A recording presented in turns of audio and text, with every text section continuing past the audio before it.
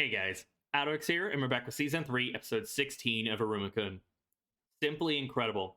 That's how I'd best describe what went down last time.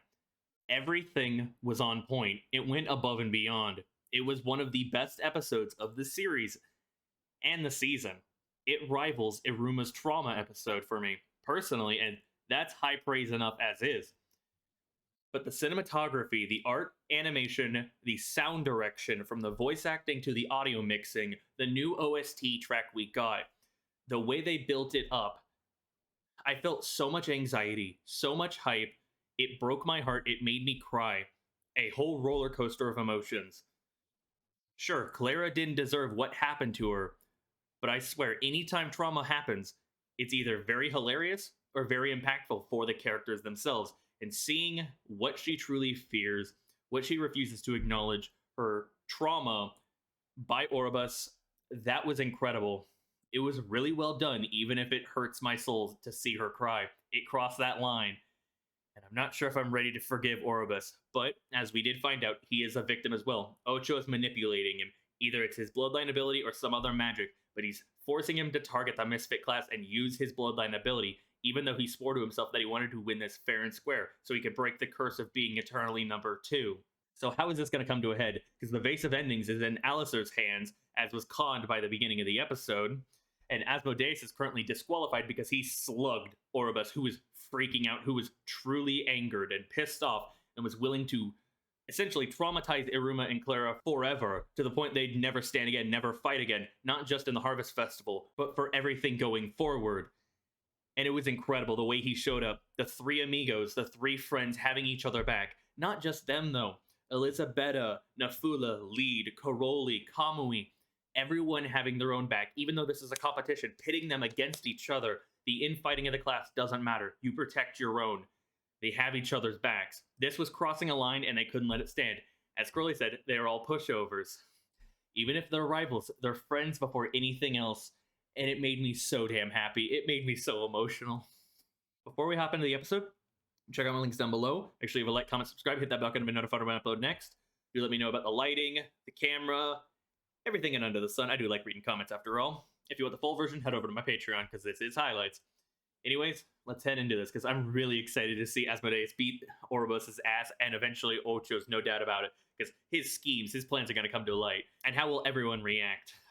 It's got me so hyped. Oh!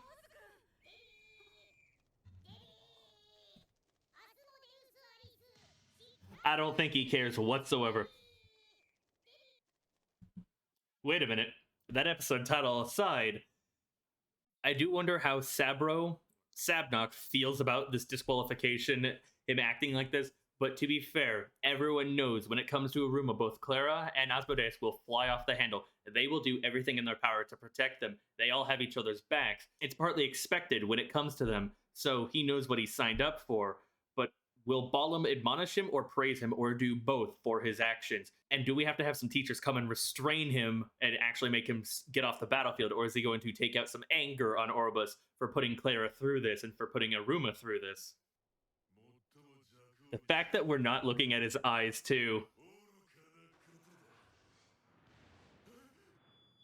Oh. No fucks given. Oh. Wait, is this his theme kicking in? Or a different rendition of it? Asmodeus is a true ride or die, and I love it.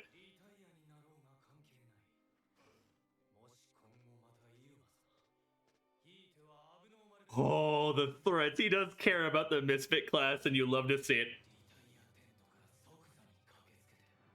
That's legitimately terrifying. The threat, the bloodlust.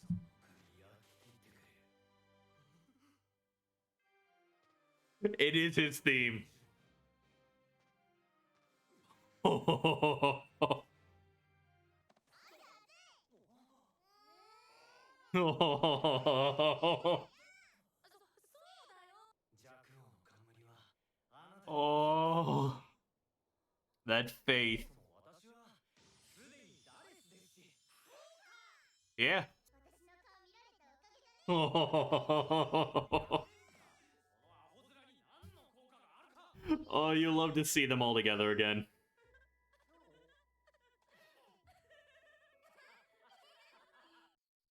The good times can only last for so long. It is still a competition after all.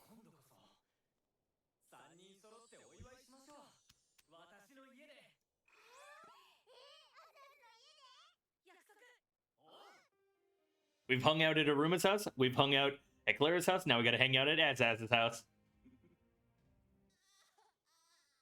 Lead? Even the wolves in Nafula were hiding.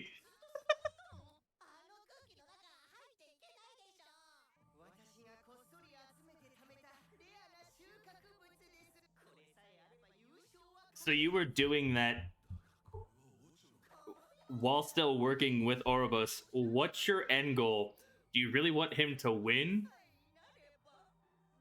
You're such a snake. I don't trust you. He made a declaration to win, to achieve victory after all. No way he's gonna give up on the final day. You'll love to see how far he's come.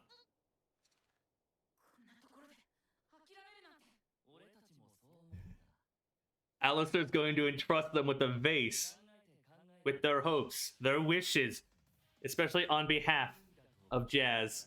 Oh.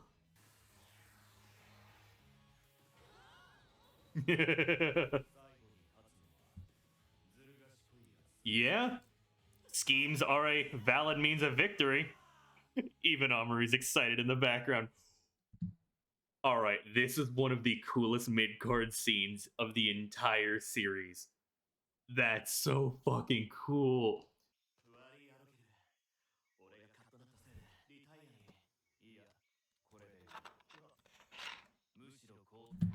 Yeah, they might think Alistair is down and out without his partner Jazz, so their guard would be dropped. They wouldn't be expecting schemes like this. That's really clever. Strike them when their guard is down. Strike them when they least expect it. It's really nice that we're catching up on this too from day 2. Yep. Taking advantage of everything. Finding all the loopholes. This is so damn clever. I'm very impressed with them.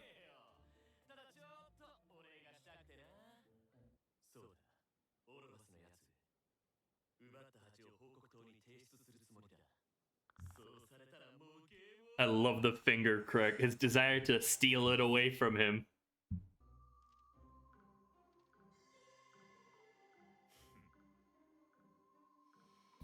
And it also comes into play that, you know, he was already doing this reporting tower trick before Jazz got disqualified. So it's already coming in handy. He knows how to put on this act, and no one would be any wiser.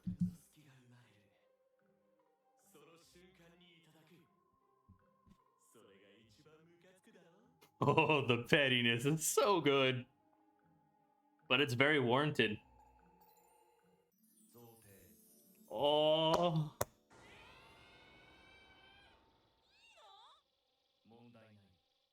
They achieved their goal. He'd rather win with Jazz. Exactly, what I was just saying. Oh, I love the pairings.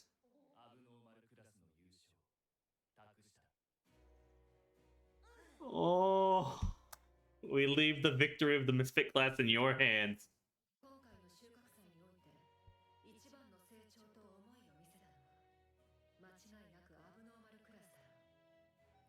Everyone popped off. Everyone showed what they're made of throughout the Harvest Festival. Oh, the loyalty to their queen.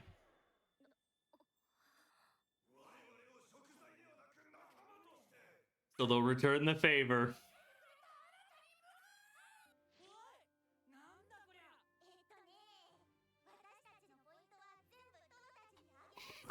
God, this show is so wholesome. Your efforts are being rewarded.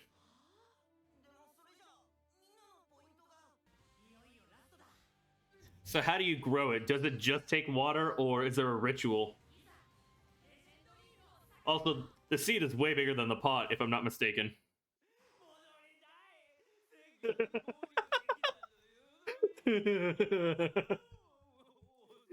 Oh, so fucking wholesome.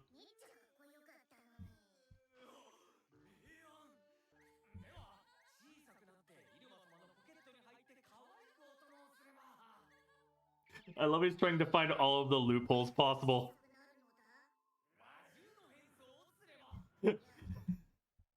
Asmodeus Zilla.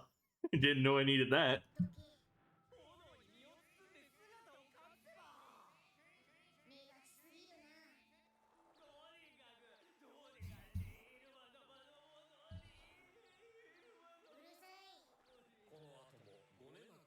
Aww. Feels like this Harvest Festival's lasted forever, but to think it's actually coming to an end. Very surprised. I did think it would last at least another couple episodes, considering we still have a decent amount of time until season 3 ends. But I won't complain, because the way it's wrapping up, it's so wholesome. It's exactly what you would expect from this series and the Misfit class. The working together, the schemes, the entrusting each other with their hopes and dreams, each situation resolving itself in their own unique way. I can't with this show. I swear. It is one of the most wholesome series out there. The interactions between characters, their dynamics are just fantastic. Seeing Algaris's group and how that resolves, seeing Karoli's group, how that resolves, Alistair, Asmodeus, Sabnok, everyone we've followed to this point, it brings that sense of finality to this festival, to this tournament, to this competition. And I can appreciate that. I do wonder what we're going to get in the following episodes, because next time we'll be growing the Legend Leaf. Will it be easy to grow it? Do we need more than just water? Do we need to follow some sort of ritual? Because I can't exactly remember the full riddle right now. I don't know if they detailed how to grow it. Only time will tell. But we're going to go to Asmodeus' house and celebrate once the festival's over. Who will rank up? What awards will there be? Will we see more of Ocho? Will he pull one final move just before the festival ends? A last hurrah, a last fuck you, so to say? And how will Oribus react to the fact that he's been tricked? Will he be truly pissed? It was so damn clever of Jazz and Alistair to pull off this stunt. Making use of loopholes in the rules, or at the very least, nothing explicitly stated that says they can't do this. It's very clever of them. It's very crafty. It's in line with their training. It feels very in character. And that's one of the series' strongest suits. It stays consistent in how it presents characters and what they've been through. It doesn't disregard what they've been through and immediately make them take a different course of action. No, they were trained to be crafty, to be cunning. So that's exactly what they do. They don't rely on brute strength. They don't rely on seduction. They don't rely on tactics they're not familiar with. They'll use the results of their training to show off, to make their mark on this tournament and everyone involved. And it felt so good, even though Oribus himself is a victim, to see their fuck you, and even seeing Asmodeus threaten him if he were to show any form of hostile intent towards Clara and Iruma, or even anyone else in the Misfit class. It speaks volumes on how much Asmodeus has come to appreciate and care about everyone, not just Iruma and Clara, his friends, but to think his classmates. You really love to see this progression, because when we started the series, Asmodeus didn't care much about anyone else, and then he got Iruma, then he started really caring about Iruma, then he got Clara, and then he cared about Clara, and it's just slowly been spreading out. It makes me happy to follow him as a character, seeing the way this progresses, seeing how everyone evolves and everyone changes, yet still stays the same in the regard that they'll have each other's back. And I love that even though Clara could have, she didn't take away the seed, she didn't take the vase. Alistair gave the vase back. They were entrusting their hopes and their dreams, everything, to Iruma and Lead. They're going to turn the situation around. They're turning it on their head. They had 0 points up until the last day, and then they'll win the tournament. It feels so good. It's also very nice just to have more Owari, because she was feeling so happy, so proud. But I do think the rules will definitely need to be tweaked for next year, so you can't, communicate with contestants currently inside the festival right now from the forfeiters tent, that you can't go into the forfeiters tent if you're currently in the festival and stuff like that. Definitely got to close some loopholes. I wonder how Caligo's going to react as well, and how everyone else will, and what exactly the Legend Leaf will look like. Because if it's going to be as big as the Niki Niki Greens, that's going to be an issue. But it's the first time it'll have been grown, if I'm not mistaken. And even though Owari said it was basically impossible, it was an insurmountable task by the professors, by the instructors. They'll have achieved it. But they always do the impossible. That is Iruma. That is the Misfit class. Either way, thank you all so much for watching. Do let me know what you thought of my reaction, my commentary, the episode of itself, all down below. Check out my links. Make sure you like, subscribe, hit that bell to be notified when I upload next. If you want the full version, head over to my Patreon. This has been AlduicS. Thank you all for watching. Peace.